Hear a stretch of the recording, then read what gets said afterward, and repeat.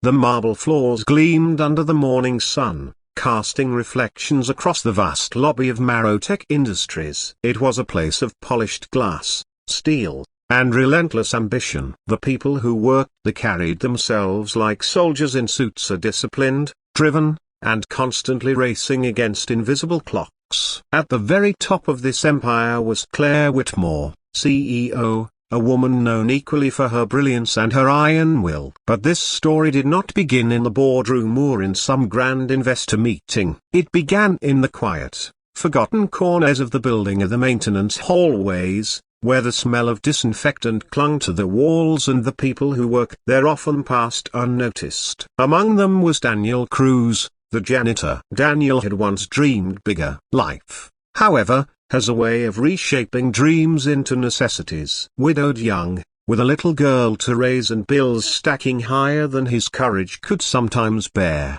he took the night shifts that no one else wanted. His hands were calloused, his back sore, but his eyes still softened every time he looked at his daughter, Maya. She was only 12, yet carried herself with the quiet intelligence of someone who saw the world differently. Maya loved puzzles, crosswords, Sudoku, jigsaw pieces scattered on the floor of their tiny apartment. Her mind devoured patterns the way others devoured stories. To Daniel, it was a gift, though he didn't fully understand it. To Maya, it was just a broken bar fun. She often accompanied her father when he had no choice but to bring her to work during late shifts, a backpack full of snacks, books, and puzzle magazines her only companions.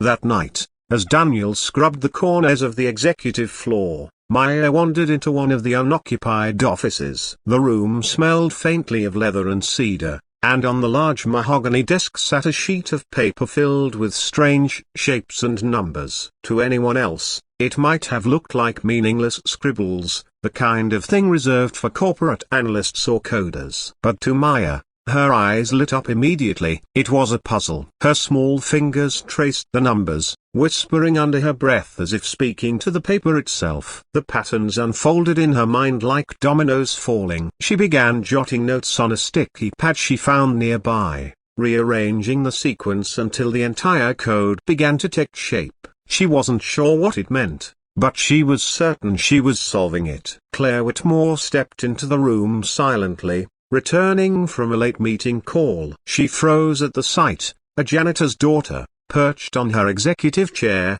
pencil in hand, scribbling furiously across company documents. For a woman who controlled empires, whose life revolved around secrets, contracts, and strategies, her first instinct was anger. But then she looked closer. The girl wasn't doodling. She was solving. And not just solving, she was cracking something that had stumped Claire's own top analysts for weeks. "Where did you get that?" Claire's voice cut through the silence, sharper than intended. Maya jumped, nearly knocking the pencil to the floor. Daniel rushed in, panic in his eyes as he saw the CEO towering over his daughter. "I'm so sorry, Miss Whitmore," he stammered, pulling Maya gently by the arm. "She didn't mean to touch anything. I'll make sure this doesn't." But Claire raised a hand, silencing him. Her gaze remained fixed on Maya, who looked both terrified and stubborn at once. The sticky notes were scattered across the desk,